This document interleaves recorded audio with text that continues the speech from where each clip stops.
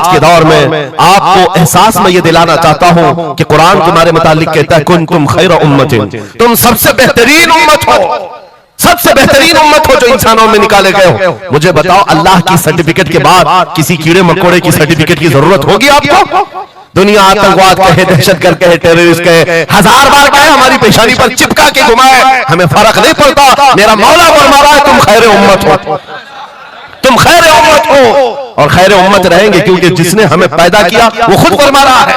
और एक बात, छुप छुप करके जीने की भी जरूरत नहीं। नाम मुसलमान है तो ऐलान मुसलमान। कोई जुर्म तो नहीं किया ना इस्लाम में आकर के, या इस्लाम पर चल करके कोई जुर्म है? और ये नाम छुपाने की जरूरत इसलिए नहीं कि अल्लाह ताला कुरान में फरमाता है हुवा सम्माकुमुल मुस्लिमीन, वो अल्लाह है जिसने तुम्हारा नाम मुसलमान रखा है, जो खालिक कायनात है। फख्र करने की एक दो चीजें नहीं, हजारों चीजें तुम्हारे पास। लेकिन होता यह है कि आज के हालात में हर कोई एहसास कमतरी में मुब्तला, डराने की सूरत पैदा कर रहे हैं। ये जितनी भी सोशल मीडिया पर चीजें वायरल की जाती हैं, इधर से उठाओ उधर पहुंचाओ, वीडियोस हो, फोटोज हो, सब मुसलमानों के दिलों में ये चीज बिठाने की कोशिश की जा रही है कि तुम बहुत गए गुजरे हुए हो, तुमसे कुछ नहीं हो सकता। और मैं बार बार अपनी तकरीरों में यह ऐलान कहता हूं कि जो हमें कह रहे हैं ये पंचर पुत्र हैं, इनके पास कुछ भी नहीं होता, ये टूटे हुए हैं, बिखरे हुए हैं, फिर मैं उनसे पूछता हूं 24 घंटे हम पर टीवी में डिबेट क्यों करते हो? बार बार क्यों डिबेट करते हो? वजह यह है उन्हें पता है। और दूसरी किसी कौम को इतने टारगेट करते हुए देखा है आपने? कभी देखा हो तो मुझे बताओ। हजारों कौमें और भी जीती हैं, लेकिन इलेक्शन में हमारा ही नाम, टीवी पर मीडिया पर हमारा ही नाम, दाढ़ी हो, टोपी हो, मस्जिद हो, मेहराब हो, बुर्का हो, मस्जिद हो, यही सारी चीजें। क्यों? इसलिए कि आपको यह एहसास दिलाना है। तुम कह रहे हो हमारे पास कुछ नहीं, दुनिया कहती है नहीं बहुत कुछ है तुम्हारे पास, बहुत कुछ है तुम्हारे पास। और वो बहुत कुछ क्या है जिसको 100 साल पहले अंग्रेज कहता था ये फाका कश मौत से डरता नहीं, जरा रूह मोहम्मदी इसके बदन से निकाल दो। आप अऊज़ु बिल्लाहि मिनश शैतानिर रजीम, बिस्मिल्लाहिर रहमानिर रहीम, वलिल्लाहिल इज्जतु वलिरसूलिही वलिलमुमिनीन वलाकिन्नल मुनाफिकीन ला यअलमून, सदक़ल्लाहु मौलाना अज़ीम। बारगाह रिसालत मुआब सल्लल्लाहु तआला अलैहि वसल्लम में एक मर्तबा दुरूद पाक का हदिया पेश करें। अल्लाहुम्मा सल्लि अला सय्यिदिना व मौलाना मुहम्मदिन मअदनिल जूदि वल करम व आलिहि व अस्हाबिहिल किराम व इब्निहिल करीम व बारिक व सल्लिम सलातन दाइमतन सरमदन अबदा। आबरू माज़ना में मुस्तफ़ास्त, हम सब की इज्जत व आबरू मुस्तफ़ा करीम के नाम से वाबस्ता है। और जिसको इमाम अहले सुन्नत फाजिल बरेलवी रहमतुल्लाह तआला अलैहि यूं फरमाते हैं, अर्ज करते हैं, या रसूल अल्लाह खल्क के हाकिम हो तुम, रिज़्क़ के कासिम हो तुम, खल्क के हाकिम हो तुम, रिज़्क़ के कासिम हो तुम, जो मिला तुमसे मिला तुम पे करोड़ों दुरूद। हमारे पास जो कुछ भी है वो मुस्तफ़ा करीम सल्लल्लाहु तआला अलैहि वसल्लम से हमें दिया गया है। इसी को आला हज़रत यूं भी कहते हैं बारगाह मुस्तफ़ा करीम सल्लल्लाहु तआला अलैहि वसल्लम में, या रसूल अल्लाह तुम हो हफीज़ो मुगीस, क्या है वो दुश्मन खबीस। तुम हो हफीज़ो मुगीस, क्या है वो दुश्मन खबीस। तुम हो तो फिर खौफ क्या, तुम पे करोड़ों दुरूद। यानी कुल असासा हमारे पास, कुल कायनात हमारे पास जो है ताजदार मदीना की जात है। इसीलिए मेरे अजीजों, फाजिल बरेलवी रहमतुल्लाह तआला अलैहि ने जो फरमाया उसका कुल खुलासा यही है कि हमारे पास जो कुल कायनात है वो ताजदार मदीना की जात है। इसलिए ऐ सुन्नियों, आज हमारे पास से बहुत सारी चीजें छिन गई हैं, लूट ली गई हैं, खत्म हो गई हैं, लेकिन उसके बावजूद भी आपके लिए हुक्म यह है कि आपको निराश होकर, मायूस होकर जीने की कोई भी जरूरत नहीं, कभी जरूरत नहीं। अगरचे हमारा घर, हमारी छत और सब कुछ लुट जाए, तब भी हम फख्र के साथ इस जमीन पर जी सकते हैं। वजह क्या है? दुनिया के पास तख्त और ताज तो आ सकता है, लेकिन गुंबद खजरा की छांव हमारे पास। नबी पाक सल्लल्लाहु तआला अलैहि वसल्लम की जो निस्बत पाक है, ये तुम्हारे फख्र के लिए काफी है, तुम्हारी इज्जतों के लिए काफी है। एक मर्तबा ऐसा हुआ, बुखारी शरीफ की हदीस भी है कि रसूल पाक सल्लल्लाहु तआला अलैहि वसल्लम एक जंग से आने के बाद माल गनीमत जब तकसीम फरमा रहे थे, जो माल होता था वो मुजाहिदीन सहाबा के दरमियान बांटा जाता था। तो जंग में शरीक जो सहाबा थे उसमें मुहाजिरीन भी थे, अंसार भी थे। और आप जानते हैं मुहाजिरीन जो हिजरत करके आए हुए मक्का से, और अंसार जो मदीने तैयबा के रहने वाले, अब हुजूर पाक सल्लल्लाहु ताला अलैहि वसल्लम ने जब माल तकसीम फरमाया तो उसमें मुहाजिरीन को थोड़ा सा माल ज्यादा दे दिया, मुहाजिरीन को माल थोड़ा सा ज्यादा दे दिया गया और अंसार को माल थोड़ा सा कम दिया गया। ये बात फैलने लगी और जब हुजूर पाक सल्लल्लाहु ताला अलैहि वसल्लम की बारगाह में ये बात आई कि अंसार के दरमियान ये बात चल रही है कि अल्लाह के नबी सल्लल्लाहु ताला अलैहि वसल्लम ने मुहाजिरीन को थोड़ा सा माल ज्यादा दे दिया है, मुहाजिरीन को थोड़ा सा माल ज्यादा दे दिया है, अपने गांव वालों को ज्यादा माल दे दिया है। तो ये बात जब फैली तो हुजूर पाक सल्लल्लाहु अलैहि वसल्लम ने अंसार कबीले के सरदार साद इब्ने मुआज को बुलाया और पूछा, क्या तुम्हारे कबीले में ये बात चल रही है? उन्होंने कहा, हाँ या रसूल अल्लाह, अंसार के दिलों में ये बात आई है कि आपने माल मुहाजिरीन को थोड़ा ज्यादा दिया है। हुजूर ने फरमाया, बुलाओ सारे अंसार को। एक जगह बुलाया और उस पर जब सारे अंसार जमा हुए तो पूछा हुजूर ने, क्या तुम्हारे दिलों में ऐसी बात है कि मैंने माल मुहाजिरीन को थोड़ा ज्यादा दे दिया? सबों ने कहा, हाँ आका, हमारे दिल में ये बात चल रही है। माल के लिए बात थी। नबी पाक सल्लल्लाहु अलैहि वसल्लम ने ऐसी तकरीर फरमाई थी, ऐसा खुतबा दिया था, अंसार की आंखें भीग गईं। सहाबा कहते हैं हमारी दाढ़ियों से आंसू गिर रहे थे। अल्लाह के नबी सल्लल्लाहु अलैहि वसल्लम ने फरमाया, तवील हदीस है, आखिरी जुमला मैं कह रहा हूं जो मेरे लिए उन्वान से रिलेटेड है, मेरे गुफ्तगू से रिलेटेड जो बात है वो अर्ज कर रहा हूं। नबी पाक सल्लल्लाहु अलैहि वसल्लम ने फरमाया, ए अंसार, ये बात सही है कि मैंने थोड़ा माल मुहाजिरीन को ज्यादा दिया है, लेकिन क्या तुम इस बात से राजी नहीं हो? क्या इस बात से तुम मुतमईन नहीं हो कि लोग सारी दुनिया ले जाएं और जिसके पास दुनिया ना हो वो मोहम्मद रसूलुल्लाह को ले जाए? जिन गरीबों के पास माल ना हो, मेरे आका ने फरमाया, वो अल्लाह के रसूल को साथ ले जाए। आज हमारे पास फख्र करने का सबसे बड़ा जरिया मेरे मुस्तफा की मोहब्बत, नबी करीम सल्लल्लाहु ताला अलैहि वसल्लम की निस्बत पाक है। इसीलिए आपको हालात के एतबार से कभी कोई ऐसा डिग्रेड करता हो और तुम्हें ऐसा सिखाता हो कि अब तो तुम्हारा फ्यूचर ही नहीं है, तब उससे कहो, कुरान कहता है, वलल आखिरतु खैरुल लक मिनल ऊला। रब फरमाता है, महबूब की हर आने वाली घड़ी पिछली घड़ी से ज्यादा बेहतर है। आएगा, अच्छा वक्त भी आएगा। अंधेरे में हम बैठे तो इसका मतलब ये नहीं है कि सुबह होगी ही नहीं, सुबह तो होनी है, उजाला तो आना ही है। लेकिन आप सबको मेरे अजीजों इस दौर में जिस पर जमे रहना है वो क्या है? वो ईमान पर इस्तिकामत है। अपने दीन का सौदा होने नहीं देना, हुजूर पाक की मोहब्बत में कोई कमी आने न देना। मैं तो कहता हूं उस खच्चर से ज्यादा गैरतमंद कौन हो सकता है जो मदीने तैयबा का है? गधा जिसको आप कह सकते हो या घोड़ा जिसको कह सकते हो, इन दोनों के बीच में एक नस्ल होती है खच्चर की। खच्चर, हुजूर पाक सल्लल्लाहु ताला अलैहि वसल्लम के पास एक खच्चर तोहफे में लाया गया था खैबर की जंग में। हुजूर पाक ने कबूल किया। यहूदियों का इलाका है खैबर, वहां हुजूर पाक सल्लल्लाहु अलैहि वसल्लम की बारगाह में जब ये हदियतन आया, और वो हदिया जिस पर हुजूर ने सवारी की, जिंदगी भर मेरे आका सल्लल्लाहु अलैहि वसल्लम जिस खच्चर पर सवारी करते रहे, ये तोहफे में आया था। जानते हो, जिस वक्त ये खच्चर हुजूर की बारगाह में हदियतन पेश किया गया, नबी पाक सल्लल्लाहु ताला अलैहि वसल्लम से वो अपना सर हिला हिला करके बात कर रहा था और हुजूर मुस्कुरा रहे थे। साहबा ने पूछा, आका ये क्या कह रहा है? सुनो, तवज्जो, हम उम्मत हैं और हुजूर पाक सल्लल्लाहु ताला अलैहि वसल्लम से मोहब्बत करने की बात करते, अशरफुल मखलूकात जानवर नहीं, लेकिन एक जानवर नबी पाक सल्लल्लाहु अलैहि वसल्लम के दरबार में क्या कह रहा है? हुजूर फरमाते हैं, ये खच्चर मुझसे कह रहा है, आका अब तक मैं एक यहूदी की मिल्कियत में था, मेरा मालिक यहूदी था और उसी के घर में रहता था, वो मुझसे सामान लदवाता था इधर से उधर, लेकिन या रसूल अल्लाह सल्लल्लाहु अलैहि वसल्लम, जब कभी वो मेरी पीठ पर बैठना चाहता मैं गिरा देता, मैं बैठने नहीं देता था। खच्चर कह रहा है, यहूदी मेरा मालिक था, लेकिन जब भी वो बैठने की कोशिश करता मेरी पीठ पर, मैं उसे गिरा देता। हुजूर फरमाते हैं, उससे पूछा, ऐसा तू क्यों करता था? ऐसा तू क्यों करता था? सुनो मेरे अजीजों, खच्चर कहता, आका मैं उन खच्चरों की नस्ल में हूं कि मेरे बाप दादाओं की पीठ पर अल्लाह के नबी सवारी किया करते थे, बनी इसराइल के अंबिया सवारी करते थे, और उनकी नस्ल का मैं आखिरी खच्चर हूं और सिलसिले अंबिया में आप आखिरी नबी हैं। मुझे मेरी माँ ने ये कहा था कि अपनी पीठ संभाल कर रखना, इस पर ताजदार अंबिया सवारी करे। सुभान अल्लाह, सुभान अल्लाह। खच्चरों को इतना इल्म है, इन कादियानी गधों को इल्म नहीं। खच्चर का अकीदा है कि अल्लाह के नबी आखिरी नबी है, आखिरी रसूल है।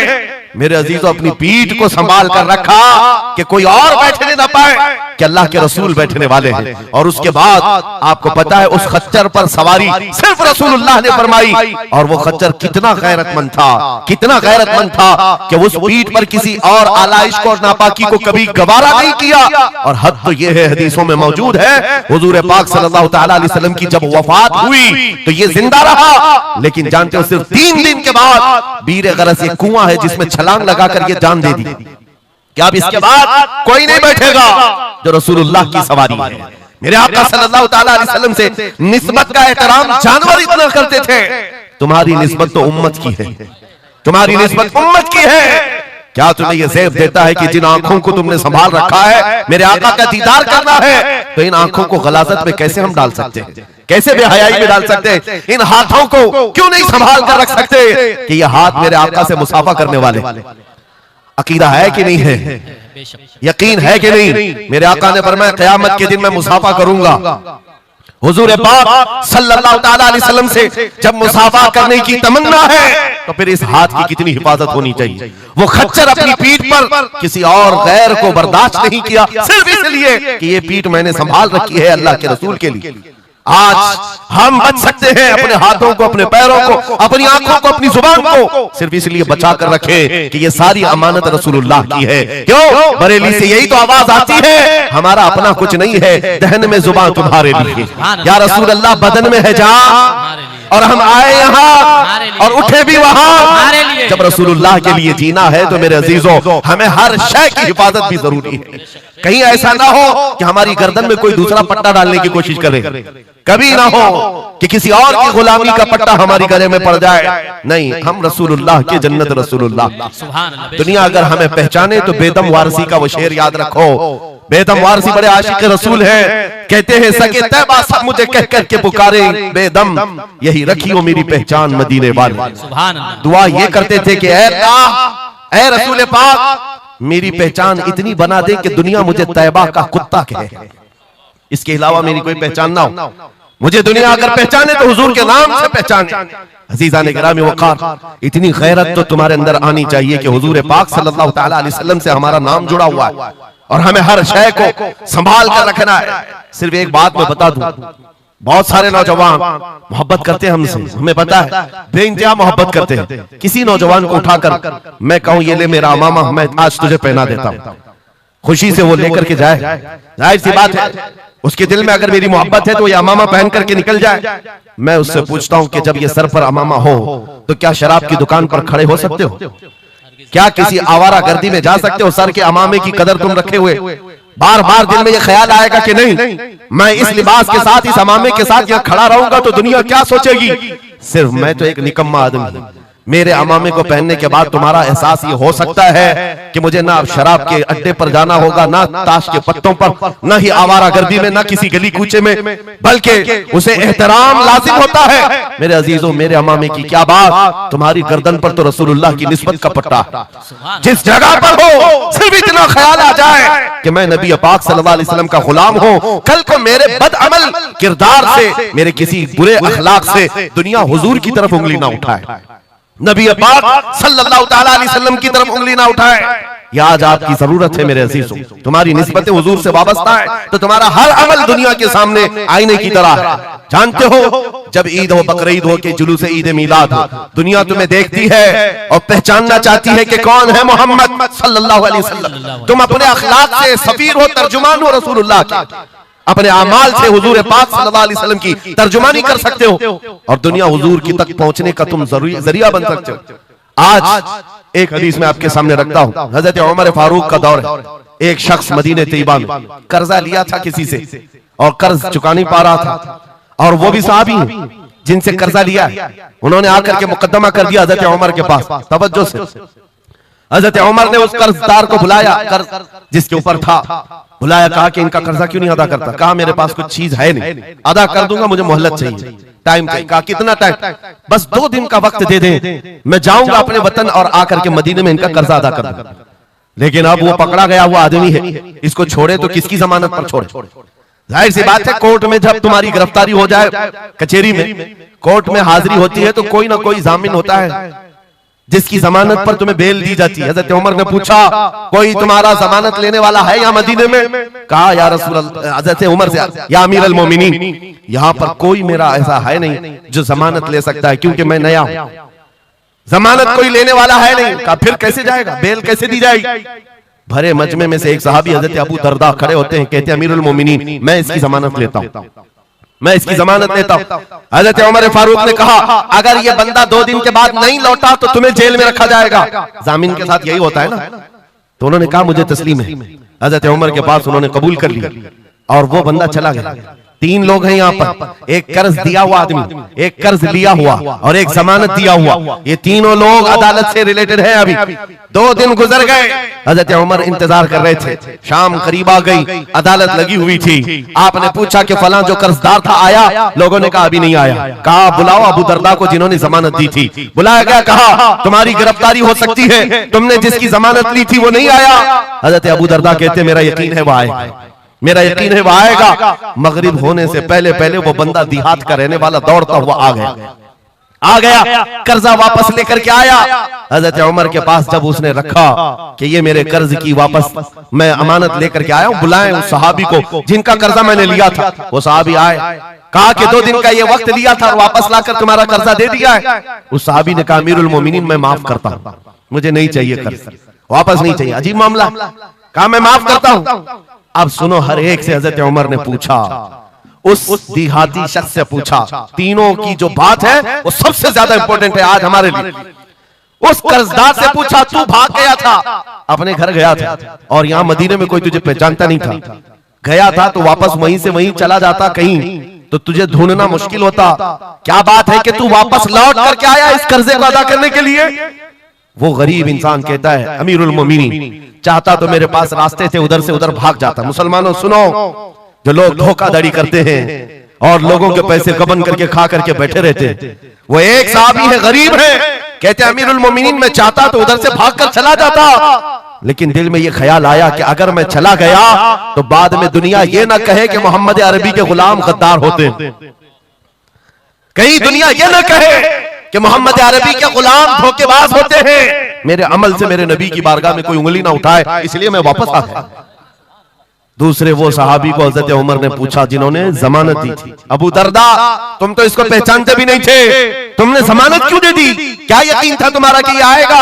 हजरत अबू दरदा कहते हैं डर तो सबको था, अजनबी को कौन जमानत देता है, लेकिन या अमीर अल मोमिनीन बात इतनी थी पूरे मजमे में सन्नाटा था, एक अजनबी के लिए जमानत देने वाला कोई नहीं था। मैं सिर्फ इसलिए खड़ा हो गया कि कल को दुनिया ये न कहे मोहम्मद अरबी के गुलामों में मदद करने का जज्बा खत्म हो गया, कोई हुजूर के बारे में ये ना कह दे कि इनके गुलामों में रवादारी खत्म हो गई है, लोगों की मदद करने का जज्बा खत्म हो गया।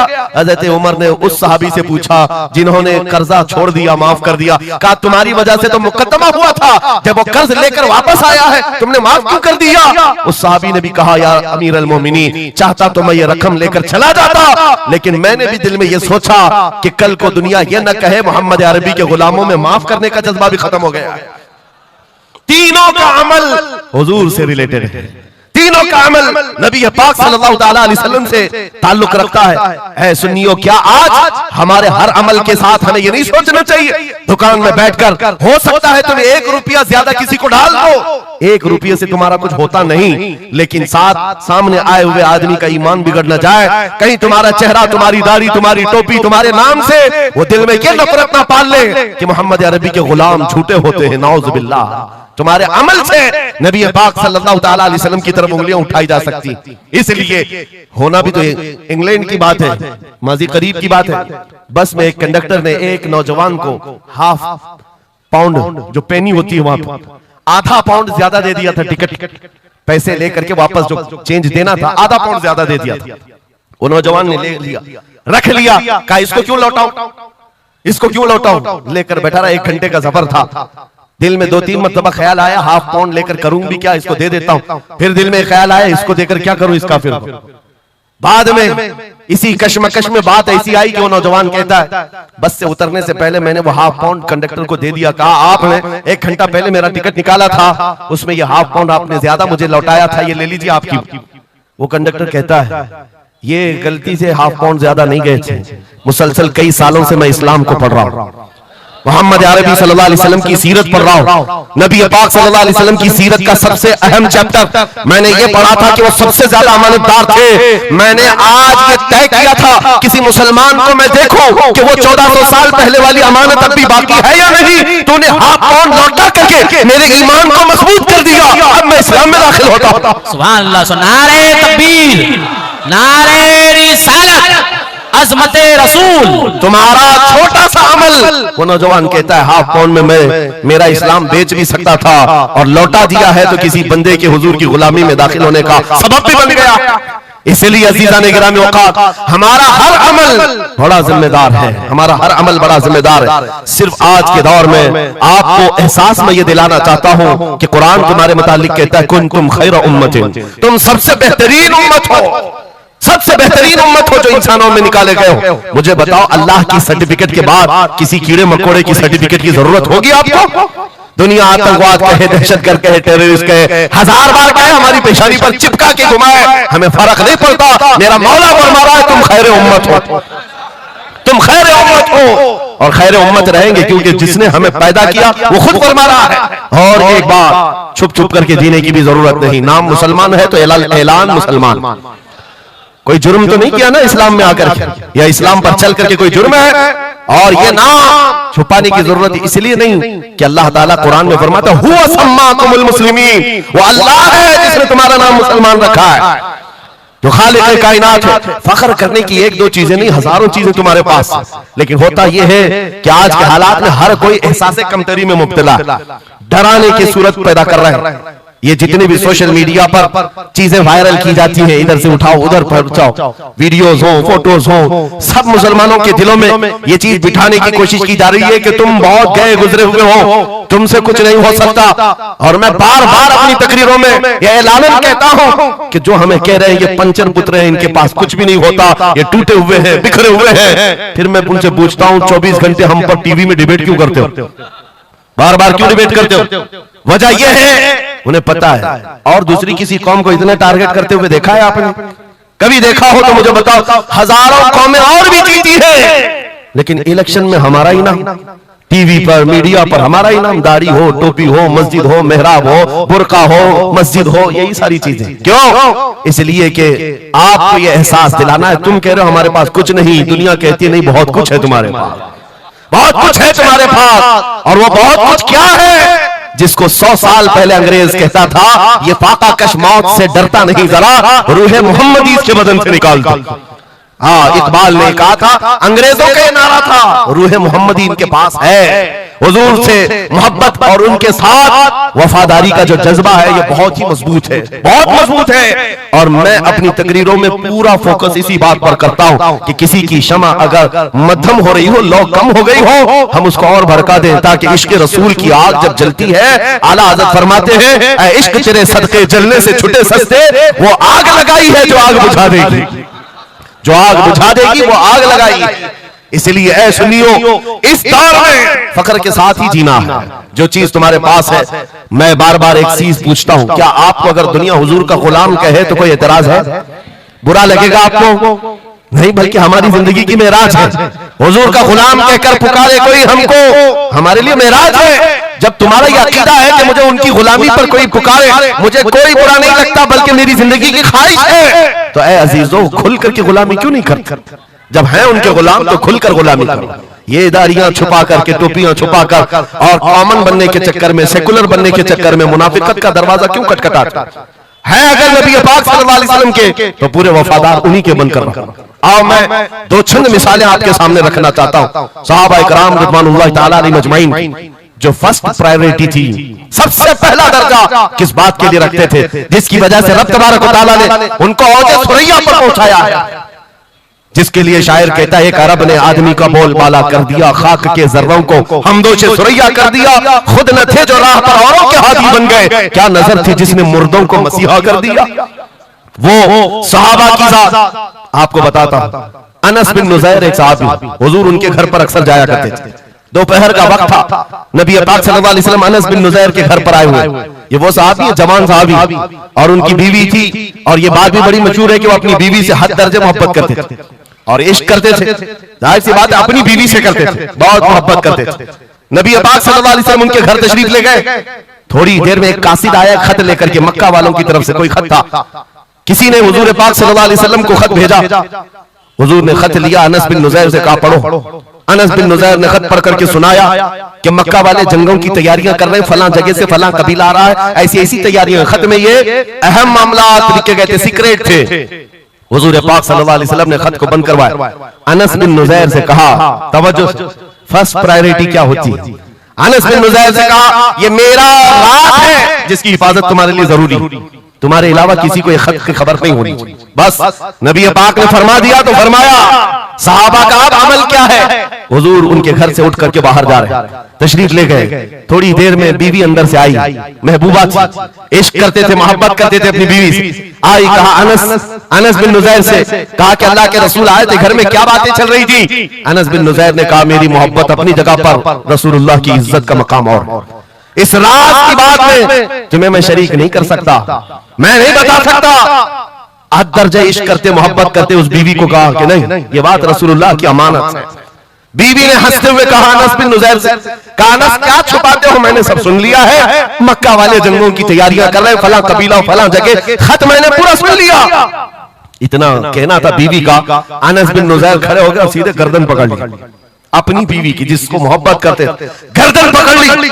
कहा मैं इस गर्दन को उस वक्त तक नहीं छोड़ूंगा जब तक रसूलुल्लाह का फैसला ना आ जाए, कहीं मैं मुजरिम ना हो जाऊं कि रसूलुल्लाह के राज को इफ्शा करने के जुर्म में मैं अजाब में मुब्तला ना हो जाऊं। गर्दन पकड़ करके ही चले आए, बारगाह मुस्तफा में आए, कहा या रसूलल्लाह मुझे माफ कर दे, मैंने आपके राज की हिफाजत की, लेकिन मेरी औरत घर के अंदर से सुन चुकी थी, मैं गर्दन पकड़ा हूं। आका अगर आप फरमा दे तो मैं खत्म कर दूं इस राज को, ही खत्म कर, जिससे हद दर्जे मोहब्बत करते थे उस बीवी के बारे में। मेरे आका ने फरमाया अनस बिन नुज़ैर से गर्दन छोड़ दो, वो मेरी सहाबिया, जैसे राज तुम्हारे पास महफूज है वैसी राज उसके पास भी महफूज है। तब उन्होंने गर्दन हटा दी और अपनी बीवी से कहा, जो कुछ भी मैंने किया है इसका बुरा ना मानना, तुझसे जो इश्क मोहब्बत है वो और है, रसूलुल्लाह से जो अजमत और उनकी इज्जत जो मेरे दिल में है वो और है। इन दोनों के दरमियान कोई कंपैरिजन नहीं है, कोई मुआवजा नहीं हो सकता। नबी पाक सल्लल्लाहु तआला अलैहि वसल्लम के सिलसिले में जो फर्स्ट प्रायोरिटी थी सहाबा की, इसी के मुताल्लिक कुरान कहता है अल्लाह ही के लिए इज्जत है, रसूल के लिए इज्जत है और इन मोमिनीन के लिए इज्जत है जिन्होंने फर्स्ट प्रायोरिटी दी है। आपको एक बात बता दूं, एक हबशी रंग के सहाबी, काले रंग के सहाबी हुजूर पाक सल्लल्लाहु अलैहि वसल्लम के पास आए, का शादी करना, लड़की कोई देता नहीं, चेहरा रंग काला, नाक चौड़ी। नबी पाक सल्लल्लाहु अलैहि वसल्लम ने फरमाया मैं तेरी शादी कराता हूं। अंसार सहाबा में से एक सहाबी के घर भेजा इनको पैगाम दे करके, और उनकी बेटी मदीने की सबसे खूबसूरत औरत, सबसे खूबसूरत लड़की, और इस काले रंग के सहाबी से कहा जा उस घर पर, ये इम्तिहान के दौर है मेरे अजीज, इम्तिहान के दौर है। हुजूर ने फरमाया जाकर कहना कि मैंने भेजा है तुम्हारी बेटी से निकाह के लिए। ये काले रंग के सहाबी थे, आए उस सहाबी के घर, अंसारी के, मियां बीवी बैठे हुए थे, बेटी अंदर थी।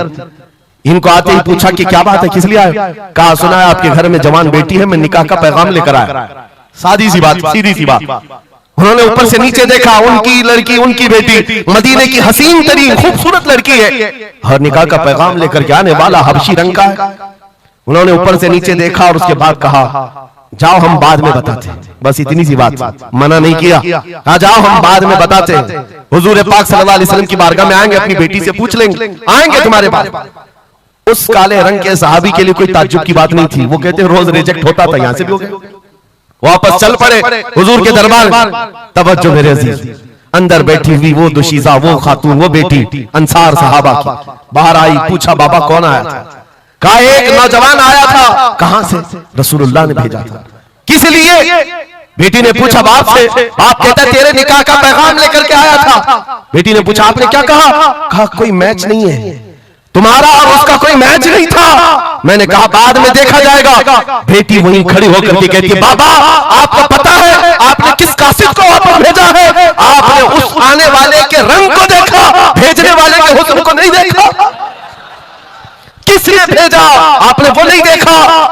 आपको तो इस बात का ख्याल आना चाहिए, अल्लाह के रसूल के कह देने के बाद फिर अपनी ख्वाहिशात कोई माने नहीं रखती, कोई मैचिंग नहीं होती है। जब रसूलुल्लाह ने फरमाया है फर्स्ट प्रायोरिटी हुजूर की बात होती है। ये सहाबी अपनी बेटी की बात सुनकर वापस लौट आए और दौड़ते हुए बारगाह मुस्तफा में आते हैं। मेरे आका के पास वो नौजवान सहाबी जो अपनी रिजेक्ट की खबर सुना ही रहे थे, ये दौड़ते हुए अंसारी सहाबी आए, कहा या रसूल अल्लाह, गलती की माफी, मैंने ताखीर की, इस खता की माफी के लिए आया हूं, मैंने इन्हें मना नहीं किया था, थोड़ी देर का वक्त मांगा था। ऐ अल्लाह के नबी, मैं हाजिर हूं, मेरी बेटी भी दिलो जान से हाजिर है, आपके फरमान पर लब्बैक है या रसूल अल्लाह। हुजूर पाक की बारगाह में जब वो सहाबी ने कहा, मेरे अजीजों, ये सहाबा का वो ईमान था जहां उन्होंने अपनी ख्वाहिशात को खत्म कर दिया था, अपनी ख्वाहिशात को कत्ल कर दिया था। वो ये नहीं देखते थे मेरे मैच क्या है, मेरी ख्वाहिश के मुताबिक क्या चीज है। आज जैसे दीन पर अमल करने के लिए भी नौजवान ये सोचते हैं मेरी मर्जी के मुताबिक हो तो अमल करूंगा। नहीं, हम यहाँ पर जीने के लिए आए हैं, अपनी मर्जी से जीने के लिए नहीं आए, रसूलुल्लाह की मर्जी से जीने के लिए आए हैं। ताजो शरिया ने जिसके मुताबिक कहा था, जिंदगी ये नहीं है किसी की किसी के लिए, जिंदगी है नबी की नबी के लिए, ना समझ मरते हैं जिंदगी के लिए, जीना मरना है सब कुछ नबी के लिए। सुभान अल्लाह। अल्लाह, नारे तकबीर, नारे रिसालत, नारे हैदरी, उलमाए अहले सुन्नत, हजरत अल्लामा मुफ्ती सलमान अजहरी साहब, सुभान अल्लाह सुभान अल्लाह। मेरे अजीजों, उन सहाबा ने फर्स्ट प्रायोरिटी जो दी है वो गैरत के साथ किया करते थे कि हुजूर की बात है तो फिर सबसे पहली बात। जब हम ये सारी चीजों की तरफ आगे बढ़े, अल्लाह करीम इज्जतें फिर नवाजेगा, इज्जतें वापस आई। उनके जो हम गुलाम थे, खल्क के पेशवा रहे, उनसे फिरे जहां फिरा फिर आई कमी वकार है। जो इज्जत में कमी आई है ये डोर के टूटने से आई है, ये डोर के कमजोर होने से आई है। पूरी दुनिया आज एड़ी चोटी का जोर सिर्फ इस बात पर लगाती है, इस बात पर लगाती है कि तुम हुजूर पाक की मोहब्बत की बात ना करो, बाकी कोई बात करना करो। आपको पता है नमाजों की तबलीग करने वाले चिल्ले छट्टियां और भी दीगर बहुत सारे लोग मौजूद हैं। छट्टी शरीफ तो सरकार गरीब नवाज की मैंने साथ में कह दिया, लेकिन नमाजों की सिर्फ अमल की तबलीग करने वाली बड़ी बड़ी जमातें हैं, उनसे न गवर्नमेंट को कोई खतरा है न इजराइल को खतरा है। हाँ, आप देख लेना, मालूम कर लेना मेरी इस बात। इजराइल जैसा कट्टर दुश्मन है इस्लाम, वो तक कुछ तंजीमों को कहता है ये सेफ तंजीमें हैं, मुसलमानों में सेफ तंजीमें कौन सी, जो सिर्फ नमाज रोजे की बात करती है और कुछ नहीं करती बस। हाँ, डेंजर तंजीम वो है जो लब्बैक या रसूल अल्लाह कहती है। क्यों?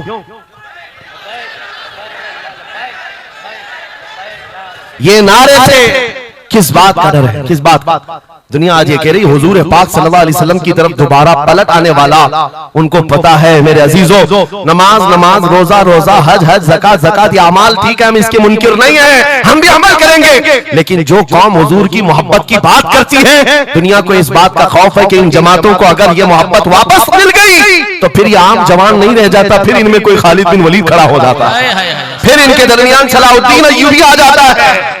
हाँ, जो अच्छे खासे लोगों की नींद को हराम कर रखता है। दुनिया को पता है सलाहुद्दीन का नाम आज यूरोप में सलाहुद्दीन डे मनाया जा रहा है, सलाहुद्दीन डे मनाया जा रहा है। क्यों मेरे अजीजों? सिर्फ एक जर्नल नहीं था, एक जंगजू नहीं था, एक सिपाही सालार नहीं था, बहुत बड़ा आशिक रसूल था, बेशक बेशक, बहुत बड़ा आशिक रसूल। ऐसा कि एक मरतबा बुर्निस नाम का एक ईसाई सिपाही सालार था, उसने मुसलमानों के काफिले को गिरफ्तार किया और उनको मारा पीटा, उनका माल लूटा। और जब जब मारता था तो क्या कहता था बुर्निस, सुनो, बहुत सारे ऐसे जो गीदड़ जत्थे में आकर हमला करते, वो बुर्निस उसी किस्म का आदमी था। मॉब लिंचिंग किया मुसलमानों की मुल्क के शाम में, और मारते मारते एक जुमला कहता था, कहां है मोहम्मद, बुलाओ बचाने के लिए। हुजूर पाक की तरफ ताना देते हुए बार बार मारता था। यह खबर सलाहुद्दीन को पहुंच गई। सलाहुद्दीन के पास आकर लोगों ने बताया कि मुसलमानों के काफिले को लूटा गया, मारा गया। लूट मार तो हर जगह चलती थी, लेकिन मारने वाला बार बार कह रहा था, बोला मोहम्मद को। नाउजुबिल्लाह, ये वो जमाना था जब सलाहुद्दीन अय्यूबी की ऐसी बीमारी चल रही थी जिसमें लोगों ने कहा था कि अनकरीब इनकी वफात होने वाली, मौत के करीब वाली बीमारी थी, बिस्तर से उठ नहीं रहे थे। उस वक्त जब ये खबर दी गई, सलाहुद्दीन ने कपकपाते हाथों से दुआ किया था, मौला बस थोड़ी इतनी जिंदगी दे दे कि मैं बुर्निस को बता दूं, इतनी जिंदगी और दे दे। और उसके बाद 2.5 साल का अरसा गुजरा, बिस्तर से उठे, सही भी हुए, वाक़ा हुआ, फौजें इधर से उधर फैलाई, और फिर आपको पता है तारीख में मौजूद है वो वक्त आ ही गया बुर्निस गिरफ्तार हुआ, सलाहुद्दीन अय्यूबी की फौज के नरगे में आ ही गया। क्योंकि तारीख बताती है बकरे की अम्मा कब तक खैर मनाएगी, एक दिन तो बकरीद आती ही है। सलाहुद्दीन के भाग जब वो कैदी गिरफ्तार होकर आया, सलाहुद्दीन की एक बात बहुत मशहूर थी, वो बड़े बड़े कैदियों को आजाद करने में मशहूर थे, बड़े बड़े जर्नलों को, सिपाहियों को आजाद करते थे। 1 लाख से ज्यादा सिपाहियों को आजाद किया जो जंग में कैदी होकर आए थे, बहुत सारे लोगों को आजाद किया। बुर्निस को जब गिरफ्तार करके लाया गया और फिर सलाहुद्दीन अय्यूबी के पास पेश किया गया, पूछा सलाहुद्दीन ने, क्या गुमान है तेरा मेरे मुताल्लिक? उसने कहा, अब तक जो सुनता आया वही है कि आप रहमदिल हैं, खैरख्वाह हैं और बहुत जल्दी आजाद करते हैं। सलाहुद्दीन ने कहा, अब तुझे अगर आजाद किया तो अल्लाह का अजाब आ जाएगा, अल्लाह का अजाब आएगा। और उसके बाद तलवार उठाई, उसकी गर्दन पर रखा।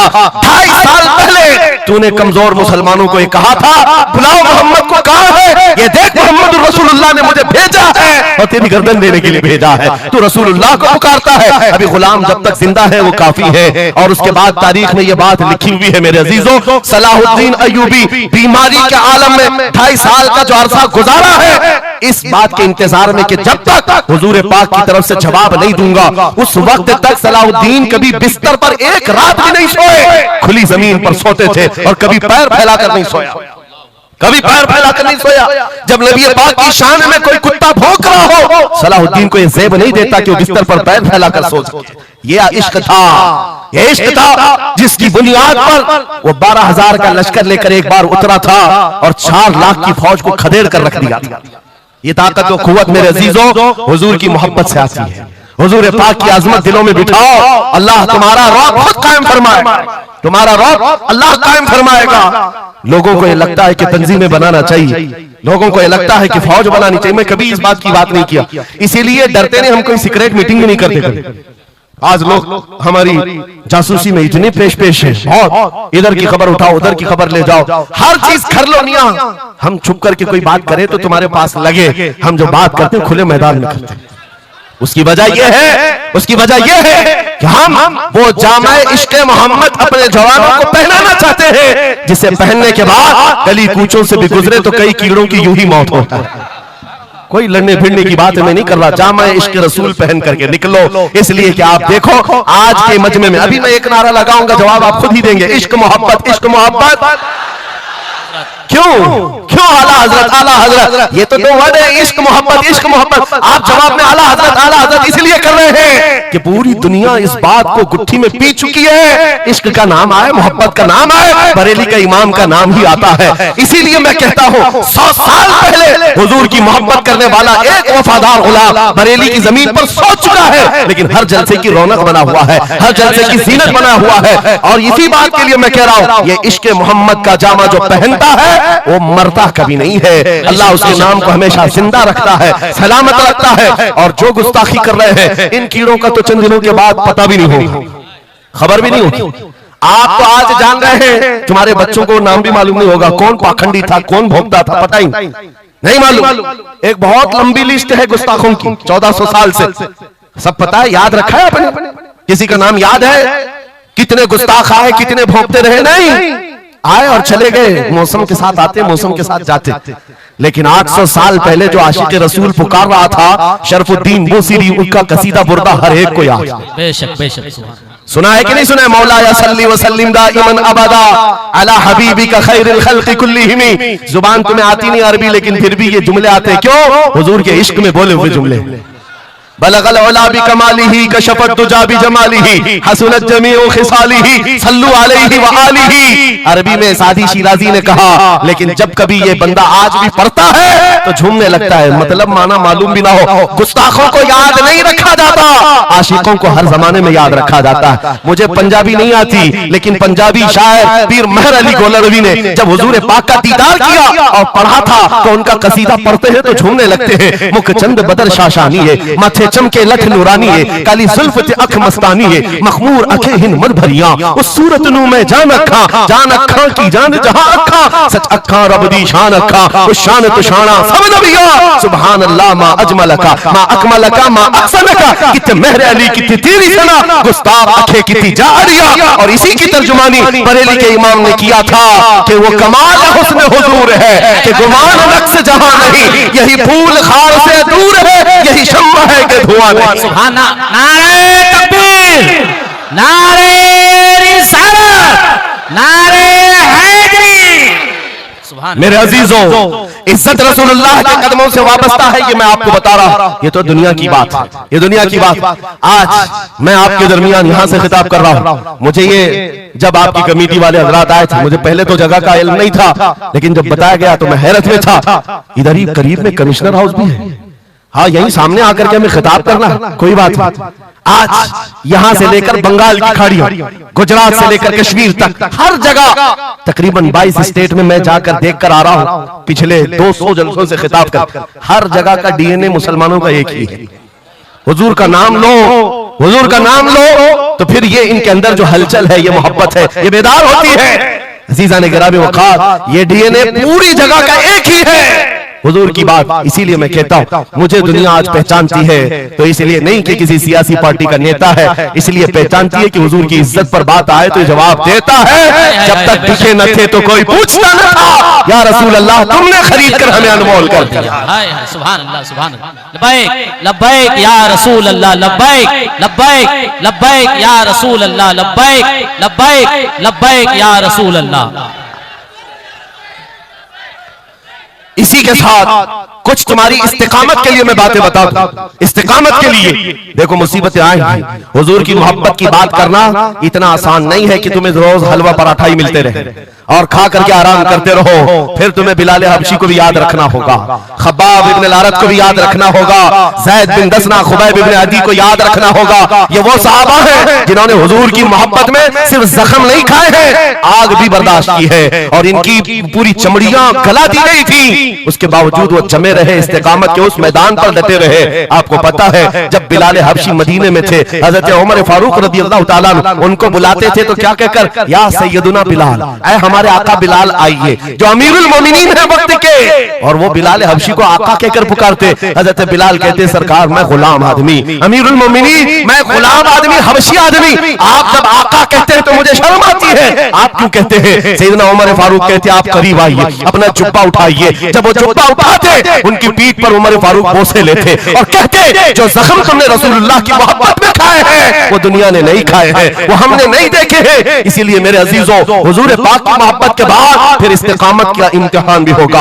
आज जो जगह जगह हालात पैदा हो रहे हैं, इम्तिहान की घड़ी आ गई है। अगर तैयार हो तो फिर मैं आगे बात करूं।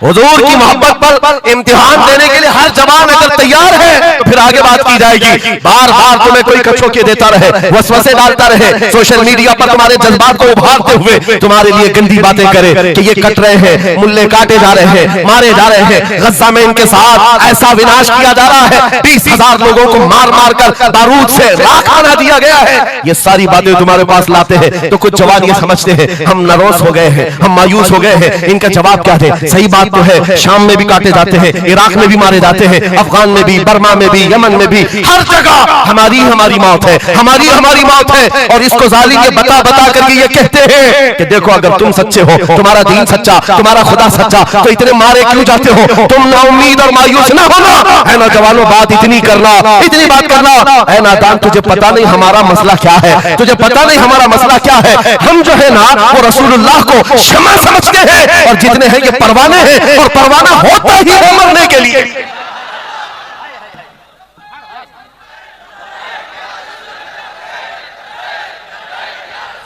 परवाने को देखा है आपने? परवाने को देखा है? वो छोटे छोटे पतंगे जो शमा के इर्द गिर्द घूमते हैं और अपनी जान देकर चले जाते। जब तक परवाना मरता नहीं, जाता नहीं है वहां से, वो शमा के सामने जान देकर जाता। और परवाना जो लफ्ज है ना, उसी को कहा जाता है जो जान देने तक के वहां घूमता रहता, जान जाने तक। इसीलिए मुफ्ती आज़म हिंद ने कहा था, या रसूल अल्लाह तू शम्मे रिसालत है, आलम तेरा परवाना, तू माह नबुव्वत है, जलवे जानाना, या रसूल अल्लाह अभी वो उम्मी फिदा। इसलिए ऐ नौजवानों, अगर हमारी मौत होती है तो वैसे भी किसी हॉस्पिटल में हो जाए या किसी घर में होगी तो एक न एक दिन तो आना है मलकुल मौत को हमारे घर, और उसके बाद ये सांसों की माला टूट जाएगी। जब मरना ही है, इस दुनिया से जाना ही है, तो क्यों ना नामे मुस्तफा बुलंद करके जाए, हुजूर की गुलामी में जीकर क्यों ना जाए। इसलिए कि हमें पता है हम यहां से जाएंगे तो कब्र में किसी का बाप नहीं आता, आमिना का लाल तशरीफ लाता है। रसूल पाक तशरीफ लाते हैं और क़यामत के दिन भी कोई नेता, कोई सरकार, कोई बड़ा सा बड़ा आदमी तुम्हारी सिफारिश के लिए तैयार नहीं। हमारी माँ छोड़ देगी, क़यामत का हाल ये, माँ अपने बच्चे से भागती रहेगी। यौमा यफिर्रुल मर्'उ मिन अबीही व उम्मिही व अखीही, कुरान तीनों बातें कर रहा है। यौमा यफिर्रुल मर्'उ मिन अखीही, भाई अपने भाई से भाग रहा होगा, माँ अपने बेटे से दामन छुड़ा रही होगी, बाप भी दूर जा रहा होगा। वो क़यामत का मंजर, उस वक्त मेरे आका फरमाते हैं क़यामत के मैदान में मेरे कंधे पर चादर होगी और ये गिर रही होगी, मैं उसको संभाल रहा होगा, एक हाथ से चादर संभाल रहा होगा, दूसरे हाथ से अपने उम्मतियों को पकड़ पकड़ कर जन्नत में ले जा रहा होगा। जो न भूला हम गरीबों को रजा, याद उसकी अपनी आदत कीजिए। जो न भूला हम गरीबों को रजा, हम बात यूं ही नहीं करते, जिससे हमारा सामना होना है, जिसके दरबार में हमें पेश होना है। इसी को आला हज़रत ने क्या कहा, जब तुम्हें हुजूर के पास जाना ही है, सिफारिश उनकी करवानी ही है, उनके साथ जन्नत जाने की बात करते ही हो, तो फिर इधर उधर की बात क्यों? आज ले उनकी पनाह, आज ले उनकी पनाह, आज मदद मांग उनसे, कल न मानेंगे क़यामत में अगर मान गया। उन्हें जाना, उन्हें माना, न रखा गैर से काम, लिल्लाहिल हम्द, मैं दुनिया से मुसलमान गया। तो पूछते हैं अगला जमाना क्या होगा?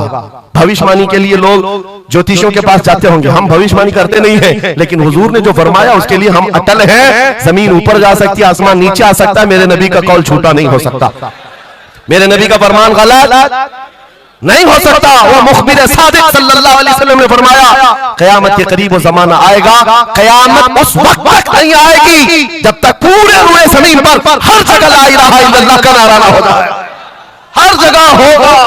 और कुरान भी ये कहता है वलो करिहल काफिरून, अगरचे काफिरों को ये बात पसंद नहीं आती, वलो करिहल मुशरिकून, मुशरिकों को अगरचे ये बात पसंद नहीं आती हो, लेकिन ये होकर रहेगा, मेरे से होकर रहेगा। हर जगह से ला इलाहा इल्लल्लाह का नारा होगा, हर कोई साहिब ईमान होगा, वो इमाम मेहदी का दौर होगा, वो इमाम मेहदी का दौर होगा। हमारी ये बातें कुछ लोगों को कड़वी लगती है तो क्या करें, 1400 साल से कुरान हमें बता रहा है, और हम जो बात कर रहे हैं ये 100% यकीन के साथ कह रहे हैं, चिट्ठी वाले बाबा नहीं हम, हाँ माइंड प्रोग्रामिंग वाले, माइंड रीडिंग वाले नहीं हैं हम, रसूलुल्लाह की बातें तुम्हारे तक पहुंचाने वाले।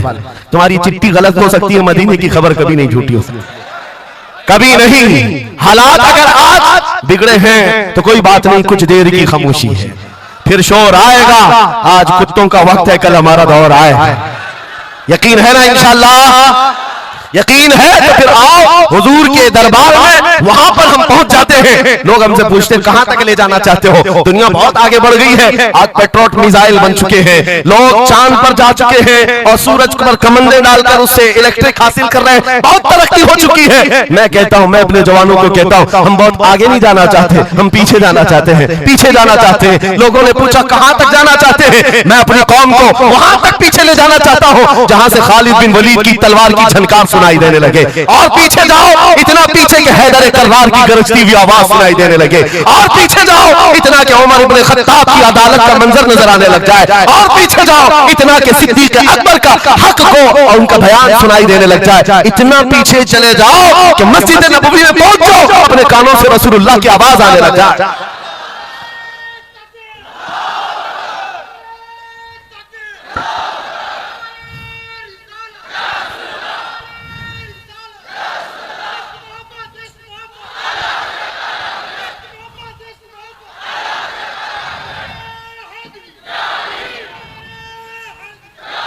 हमें जीना है हुजूर पाक के नाम से, तुम जितना भी छुपाओ लेकिन दुनिया हुजूर के नाम से ही तुम्हें जानती है। और आज मैं ये बात के साथ अब अपनी गुफ्तगू खत्म करने पर आ गया हूँ। आखिरी मेरे जुमले हैं, याद रखो मेरे अजीजों, हमारी जिंदगी में पैदाइश से लेकर हमारी मौत तक, पैदाइश से लेकर हमारी मौत तक, हमारी नमाजें, हमारी अज़ानें, हमारी मस्जिदें, हमारी फातिहा की महफिलें, हमारे जलसे जुलूस, हर चीज, यहाँ तक कि कब्र की मजलिस, कब्र की मजलिस हो, कब्र के सवालात हो, उसके बाद हश्र का मैदान हो। मैं कह रहा हूं आपको, पैदा होने के दिन से लेकर, पैदा होने के दिन से लेकर, जिस दिन बच्चा पैदा हुआ उस दिन से लेकर, जो कान में अजान दी गई है उस दिन से लेकर के हमारे बचपन की बात, बिस्मिल्लाह खानी की महफिल हो, कि हमारे दरसगाह जाने की महफिल हो, उसके बाद हमारी शादी की महफिल हो, हमारी औलाद की महफिल हो, जिंदगी का हर शोबा, कब्र में जाने के बाद भी, हश्र में जाने के बाद भी एक जुमला याद रखो, वो जो न हो तो, वो जो न थे तो कुछ ना हो, वो जो ना हो तो कुछ ना हो, हर शोबे में हुजूर ना हो तो कुछ ना हो, कुछ ना हो। जब हमें ये पता है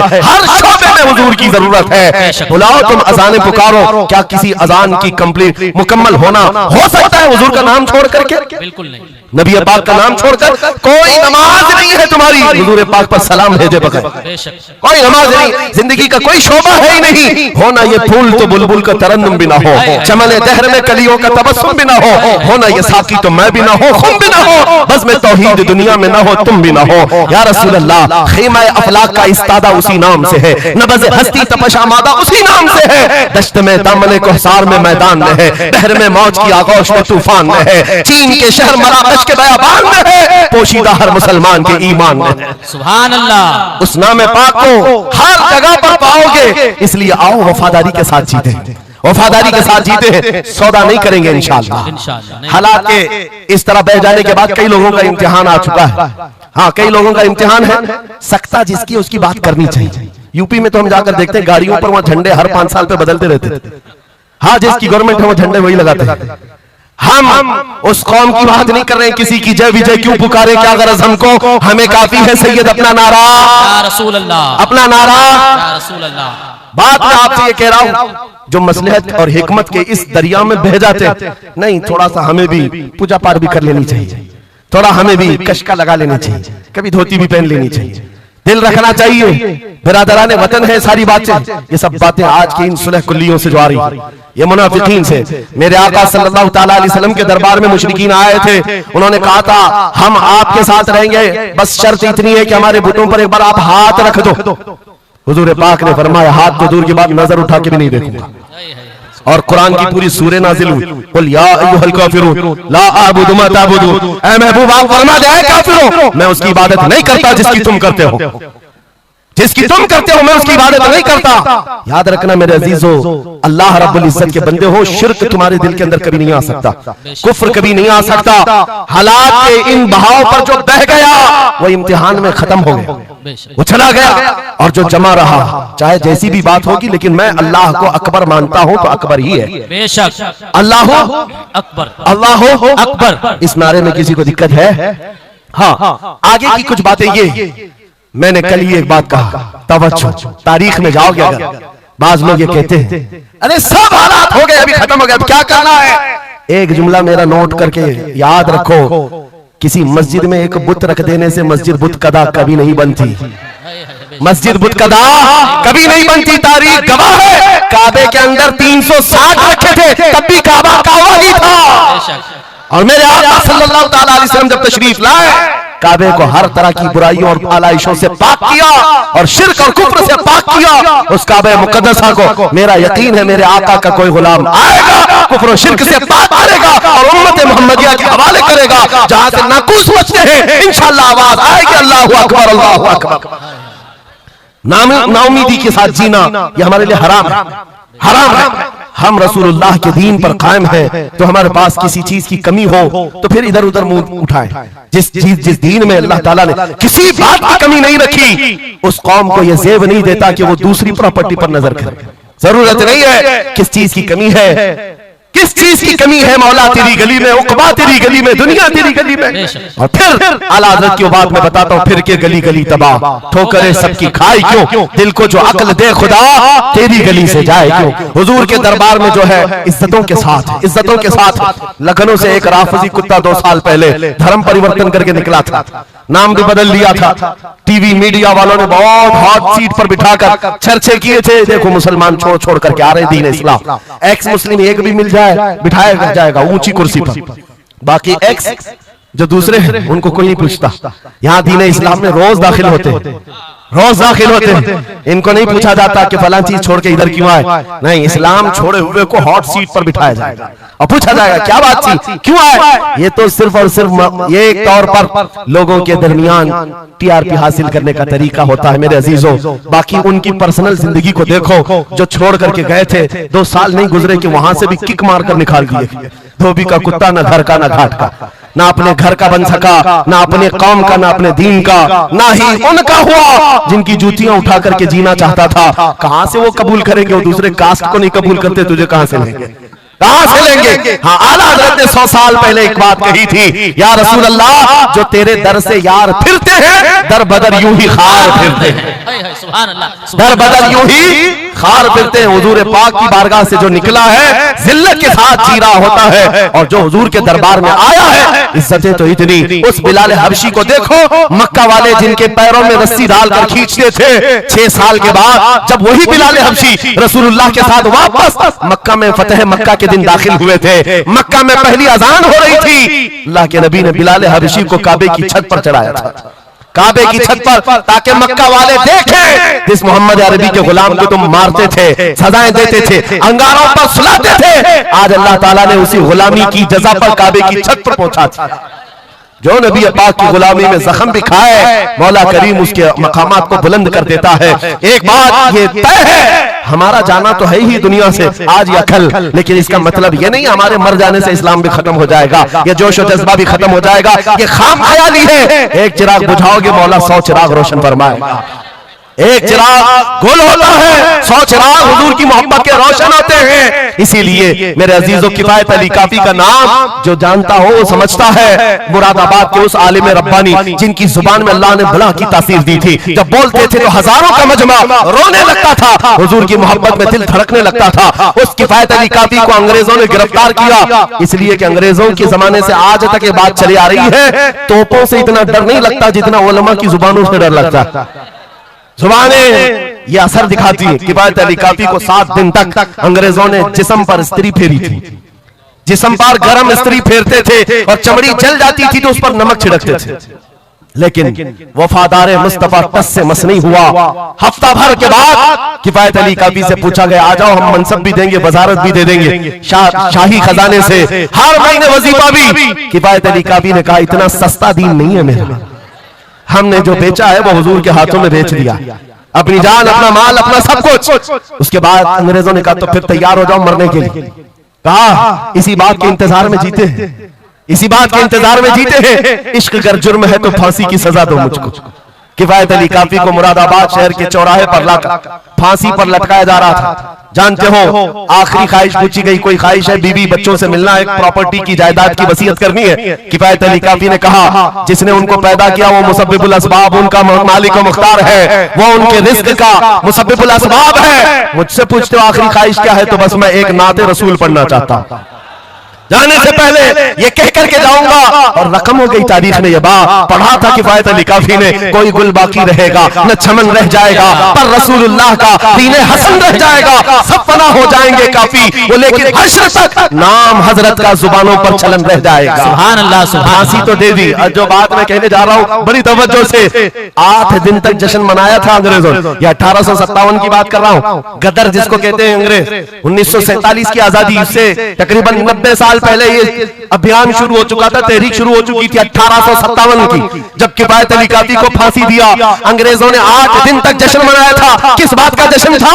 कि एक ऐसा आदमी हमने मार गिराया है जो बार बार मोहम्मद अरबी की बात करता था, रूह फूंकता था जवानों में, मुसलमानों को बेदार करता था। अब कौन उठाएगा, अब कौन बेदार करेगा? उन जालिमों को पता नहीं, एक मुरादाबाद शहर में तुम किफायत अली काफी को फांसी दे रहे हो, उसी के पड़ोस शहर में मौला बरेली में इमाम अहमद रजा को पैदा फरमा रहा है। सुभान अल्लाह, सुभान अल्लाह। मुरादाबाद और बरेली में सिर्फ 100 किलोमीटर का फासला है। एक आशिक को तुमने फांसी दे दी। यही जमाना है जब आला हजरत बरेली में पैदा हो रहे हैं। अंग्रेजों के ख्वाब ख्याल में भी नहीं है एक आशिक के खत्म होने के बाद दूसरा जो उठेगा वो क्या हंगामा करेगा। और बरेली के ताजदार ने हंगामा ऐसा किया है, चप्पे चप्पे से आज आवाज आती है, डाल दी कल्ब में अज़मत मुस्तफा सैयदी आला हजरत लाखों सलाम। सुभान अल्लाह, सुभान अल्लाह। बहुत मेरे अजीजों, ये कभी खत्म ना होने वाला सिलसिला, हुजूर पाक सल्लल्लाहु तआला अलैहि वसल्लम की मोहब्बत का सिलसिला कभी नहीं खत्म होगा। मैं बहुत देर पहले ही कह चुका था, ये मेरे आखिरी जुमले हैं, लेकिन मुझे कहा गया है कि हजरत तशरीफ ला रहे हैं, इसलिए जब तक स्टेपनी बना हुआ तब तक के लिए स्टेपनी है। हजरत तशरीफ लाए, अब हमारी भी ताकत जवाब दे रही है। आपकी ताकत जवाब नहीं दी है तो एक बार हुजूर को पुकारो, लब्बैक या रसूल अल्लाह, लब्बैक, लब्बैक या रसूल अल्लाह, लब्बैक या रसूल अल्लाह, लब्बैक या रसूल अल्लाह। आओ हम अपनी गुफ्तगू का इख्तिताम इस बात पर करते हैं, या रसूल अल्लाह तेरे गुलामों का नक्शे कदम है राह खुदा, वो क्या बहक सके जो ये सुराग लेके चले। मुसलमानों, इस बात को गुट्ठी में पी करके जाओ कि मोहम्मद से वफा तूने, तो हम तेरे हैं, ये जहां चीज है क्या लौह कलम तेरे हैं। उठो कुव्वत इश्क से हर पस्त को बाला कर दो, दहर में नामे मोहम्मद से उजाला कर दो। कौन देता है, देने को मुंह चाहिए, अरे देने वाला है सच्चा।